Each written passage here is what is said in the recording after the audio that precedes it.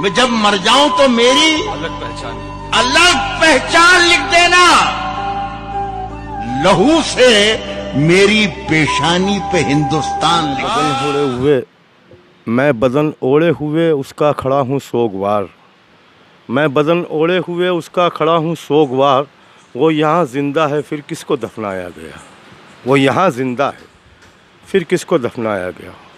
اردو دنیا کو اس وقت اتنا بڑا صدمہ ہوا ہے، وہ ممتاز بین الاقوامی شاعر حضرت ڈاکٹر راحت اندوری دل کہیں سے اس بات سے مطمئن نہیں ہو رہا ہے۔ میں نے جیسا کہ ایک مصرے میں کہا کہ وہ یہاں زندہ ہے پھر کس کو دفنایا گیا، خاکساری، اپنائیت، ہمدردیاں، نوازنے کا طریقہ یہ تھا کہ جس وقت کعبہ شریف سے حضرت ڈاکٹر راحت اندوری، میں اور دیگر سارے صاحبان طواف کعبہ کر کے ہم جب نکلے وہاں سے مدینہ شریف جا رہے تھے تو میرے شہر کے شاعر مشتاق احمد مشتاق کا ایک مصرع پڑھ کر کے خود لاجواب ہو کر کے داد دے رہے تھے کہ کوئی قطرہ اٹھے اور آگے تو آئے، سمندر کی جگہ خالی پڑی ہے۔ یہ خاکساری تھی، لیکن آج ہمارے مشاعرے جو ہیں عیبی ہو گئے ہیں، اردو مشاعرے جو ہیں لنگڑے لولے ہو گئے ہیں، ہمارے مشاعروں کی روشنی، رونق، اجالیں، برکتیں ختم ہو گئی ہے۔ ڈاکٹر راحت اندوری جس وقت مشاعرے میں بیٹھ جاتے تھے وہ مشاعرہ کتنا بھی چھوٹا ہو بہت بڑا ہو جاتا تھا، اور ان کا بیٹھنا اس بات کی گواہی دیتا تھا کہ کوئی بیٹھا ہے۔ لیکن اس وقت تو پوری ادبی دنیا سونی ہو گئی ہے، ویران ہو گئی ہے۔ ایسا محسوس ہو رہا ہے کہ اب ہمارے اپنے بیچ سے مشاعرے جو ہیں ختم ہو گئے ہیں، کہ آس ہوگی نہ آسرا ہوگا، آنے والے دنوں میں کیا ہوگا، آس ہوگی نہ آسرا ہوگا، آنے والے دنوں میں کیا ہوگا، اور آسماں گھر گیا پرندوں سے، پیڑ شاید کوئی ہرا گرا ہوگا۔ میں اس وقت میرے شہر مالیگاؤں کے تمام شعرائے مالیگاؤں کی جانب سے، ادب نوازوں کی جانب سے، ادیبوں نقادوں کی جانب سے، اور مشاعروں سے محبت کرنے والوں کی جانب سے میں اللہ رب العالمین کے دربار میں دعا کرتا ہوں کہ اللہ رب العالمین حضرت ڈاکٹر راحت اندوری کی قبر کو نور سے بھر دے اور ان کے درجات کو بلند فرمائے۔ حاضرین، کل ڈاکٹر راحت اندوری صاحب کے انتقال کی خبر آئی اور ایسا لگا جیسے ہمارے خیالات، تصورات، تخیلات کی جو حویلی تھی وہ اچانک مسمار ہو گئی۔ لفظ سوجھ نہیں رہے تھے، زبان الٹنے کو تیار نہیں تھی کہ یہ وہ شخص چلا گیا جس کا سمبل ہی محبت تھا، جس نے بارہا کہا ہے کہ جنازے پر میرے لکھ دینا یارو، محبت کرنے والا جا رہا ہے۔ یہ صرف ان کا شعر نہیں تھا، یہ راحت صاحب کی آئی ڈی پروف ہے۔ واقعی وہ آدمی جو شعر بولتا تھا اسی کردار میں رہتا تھا، ورنہ ہوتا یہ ہے کہ شاعروں کے تعلق سے کہا جاتا ہے کہ یہ تو خیالوں کی وادیوں میں رہتے ہیں، جو کہتے ہیں وہ کرتے نہیں۔ لیکن ڈاکٹر راحت اندوری صاحب نے جو شعر کہا ہے اس کو جیا بھی ہے۔ ٹھیک ہے، وہ کہیں کہیں چٹکلے بھی بول دیتے تھے مشاعرے کو خوشنما بنانے کے لیے، بہتر سے بہتر بنانے کے لیے، لیکن شاعری کے ساتھ ساتھ آج پوری ادبی دنیا میں جہاں جہاں بھی اردو بولی جاتی ہے اور مشاعرے کا انعقاد ہوتا ہے، تمام ایسے علاقے، تمام وہ شاعر جو شاعری کر رہے ہیں، ان میں صرف ڈاکٹر راحت اندوری ہی ایک ایسی شخصیت تھی جو شاعری کے بہانے سے ہی صحیح اسٹیج مشاعرے کا ہوتا تھا، اور مشاعرے کے اسٹیج سے گاہے بگاہے ہر وقت اقلیتوں کی آواز کو بلند کرتے تھے، اور تانا شاہ جو مسند پر بیٹھے ہیں انہیں اپنی شاعری کے ذریعے بہت کاری چوٹ لگاتے تھے۔ اب ہمارا مشاعرہ اقلیتوں کے جو نمائندگی کرتے تھے، جو اقلیت کی آواز ایوان حکومت تک کے پہنچاتے تھے، وہ آواز کل خاموش کر دی گئی۔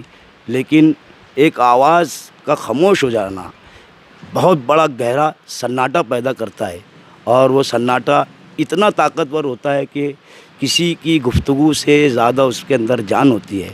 راحت صاحب معلم تھے، مصور تھے، اور سب سے پیارے دل کے انسان تھے۔ ان کی رنگت دیکھیے گا، ان کو دیکھ کے انور جلال پوری ہمیشہ کہا کرتے تھے کہ جب میں راحت صاحب کو دیکھتا ہوں تو مجھے حضرت بلال کی یاد آ جاتی ہے.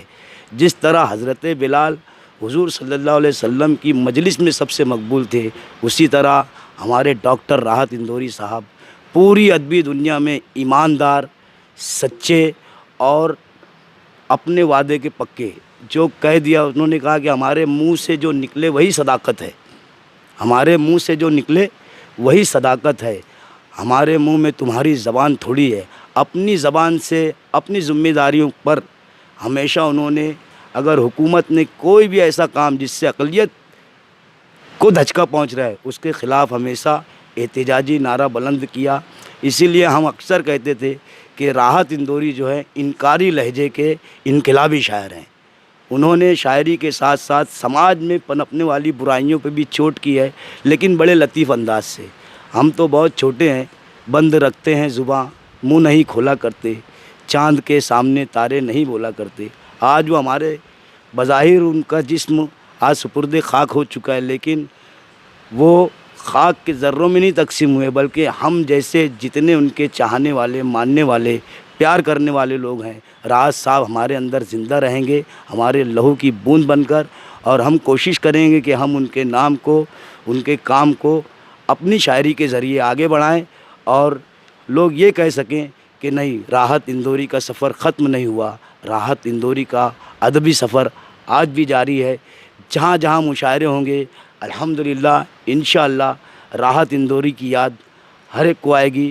اللہ تعالیٰ اپنے حبیب، اپنے کریم نبی صلی اللہ علیہ وسلم کے صدقے میں راحت صاحب کو جنت الفردوس میں اعلیٰ مقام عطا فرمائے کہ اس نے اس کے بندوں کی بہت دستگیری کی ہے، بہت مدد کی ہے.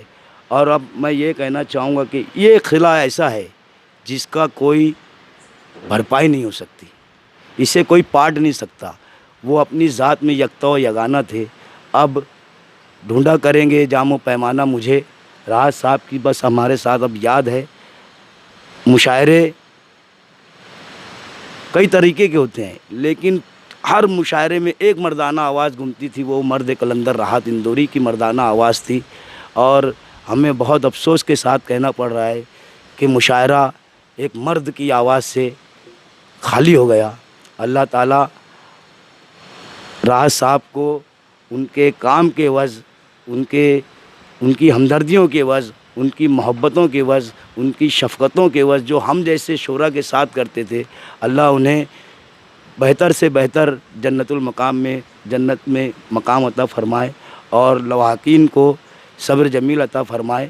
کہ بہت بڑا خسارہ ہوا ہے. ہم تو دور کے لوگ ہیں، لیکن وہ لوگ جو ان کے پریوار کے لوگ ہیں، اللہ تعالیٰ ان کے لیے بھی راحت اور اطمینان کا سایہ ان کے اوپر بنائے رکھے. اور جس طرح سے راحت صاحب کا پوری دنیا میں نام تھا، رہتی دنیا تک اللہ رب العزت ہمارے راحت صاحب کا نام آفتاب و مہتاب کی طرح جگمگاتا رہے. اتنا ہی میں کہوں گا. اور ہمارے شہر مالیگاؤں سے ان کو اتنی قربت، اتنی انسیت تھی کہ بڑی خوش ہو کے یہاں آتے تھے. ابھی پچھلے ہم لوگوں نے بہت کوششیں کی، کئی مرتبہ ان کو بلانے کی کوشش کی، لیکن ان کی طبیعت کی ناسازی کی وجہ سے وہ نہیں آ سکے. اور ہم لوگوں کا یہ خواب کہ راحت اندوری صاحب ہمارے شہر میں آئے، وہ ادھورا ہی رہ گیا. بہرحال یہ مشیت الہی ہے، اللہ جسے چاہے وہ کرتا ہے. اور مجھے پورا یقین ہے کہ آدمی اپنی زبان کے نیچے پوشیدہ ہے. راحت اندوری نے جو کہا سچ کہا، جتنا جیا سچائی کے ساتھ جیا. بڑوں کی جو ان سے سینئر تھے ان کے لیے جان نچھاور کی، تو آنے والوں کے لیے بھی اپنی پلکیں بچھا دی. ایسا شخص اب مشاعرے میں نہیں آئے گا، کیونکہ وہ اپنی مزاج کے، اپنی فطرت کے واحد شاعر تھے. اب ایسا کوئی شاعر آنے والا نہیں ہے.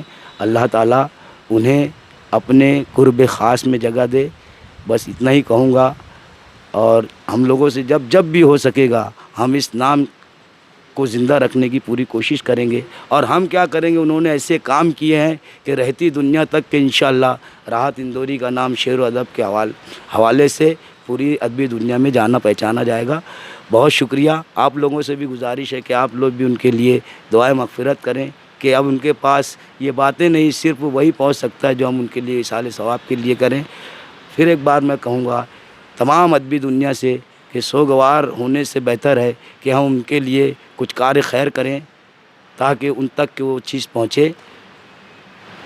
بس اتنا بول کے میں اپنی بات ختم کروں گا.